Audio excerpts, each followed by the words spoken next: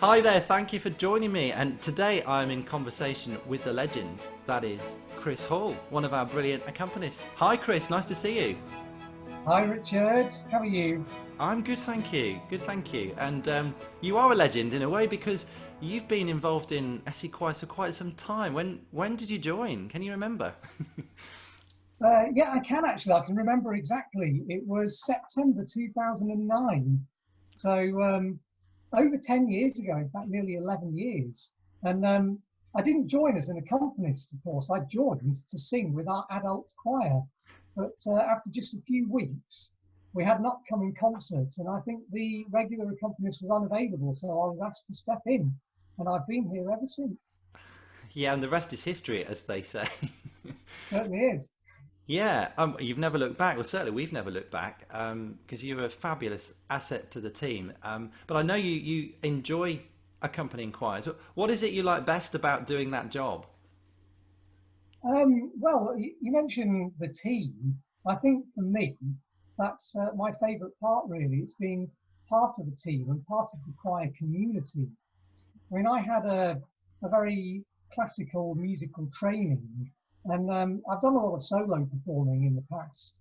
But being up on that stage on your own, quite a solitary and sometimes a scary experience. It's a lot nicer when you're there as part of a big ensemble. It's a lot less lonely. Yeah, yeah, of course. And I know you do a fair bit of accompanying throughout the week, not just on a Wednesday with us, and other stuff too. So in a normal week, when we're not in lockdown, what would that look like? What Mm. sort of things do you get up to? Well, SC choirs does keep me quite busy because I play for junior voices, intermediate voices, and dynamic voices. So that's a full Wednesday night of rehearsals. But also, I'm quite heavily involved in the social singers groups. So we have four actually. I play for three of them, two in Sutton Coldfield and one in Solihull. So that takes up a bit of time in the week. And other than that, I teach piano. So I teach privately and I teach in schools. So doesn't leave me a lot of time for anything else, unfortunately. Yeah, I know, and I think good accompanists are like gold dust, and you fit into that category. So I'm sure you're in high demand for lots of different groups and for teaching, as you say. But as far as SC Choirs goes, 12 years, it's a long time. Have there been any particular highlights that stick out for whatever reason over the last 11 or so years? Yeah, there's been many highlights. I mean, we've performed in some very prestigious venues. We've done lots of competitions and concerts. We've been involved in Choir of the Year several times. The Llangollen International Eisteddfod, which is a huge stage to play on, that was a highlight. But I think really my favourite part has actually been the residentials at Dunfield, where you really get a chance to know some of the kids a bit more on a personal level outside of rehearsals. It's a nice thing to do. Yeah, it is. It's a real highlight of the year, isn't it? And you mentioned obviously things like Llangollen and Choir of the Year. Do you actually get nervous in those sorts of situations more than a normal concert? Would you say? Uh, yes, I think Llangollen in particular, because it's televised and you're very aware that it's going out to potentially millions of people. So that's a bit nerve-wracking. But again, as I was saying earlier, you're part of a group and part of a team. So safety in numbers. Yeah, absolutely. Yeah, I remember one year. I can't remember which year it was. We were literally just walking on stage, and as the kids walked on, and I was still backstage, the bloke said, "By the way, it's live." And Mm. I thought, I'm glad the Yeah. kids didn't know that before we start, and probably you too. Yes.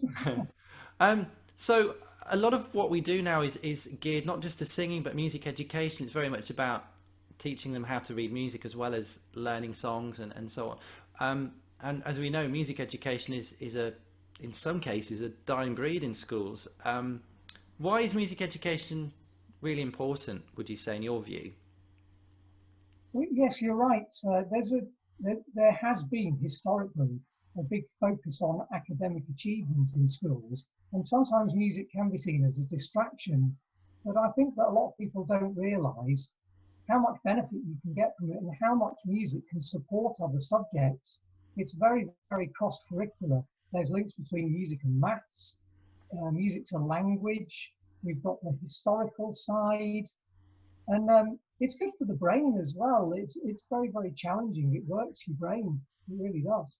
Yes. But I think probably as well as that, music can actually give you lots of interpersonal skills, good listening, confidence, teamwork.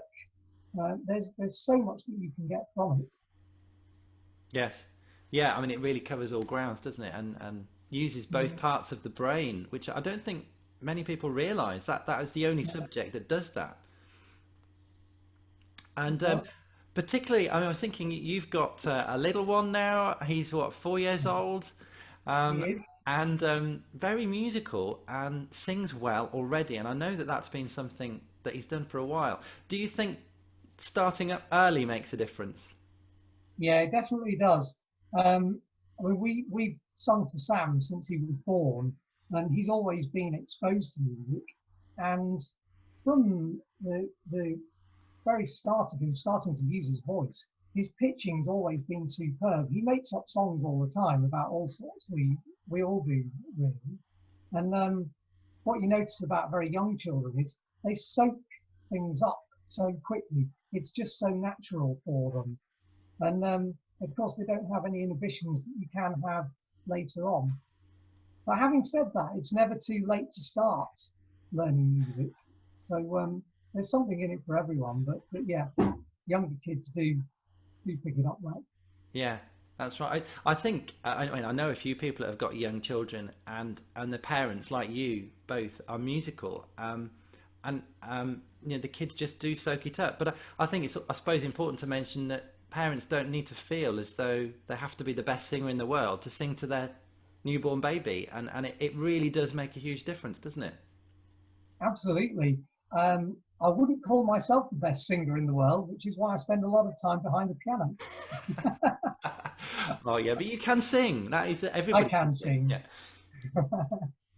Well, it's been lovely talking to you today, Chris. Thank you for joining me. It's nice to, interview people and enable people to get to know the team a little bit more and people that are involved in the choirs.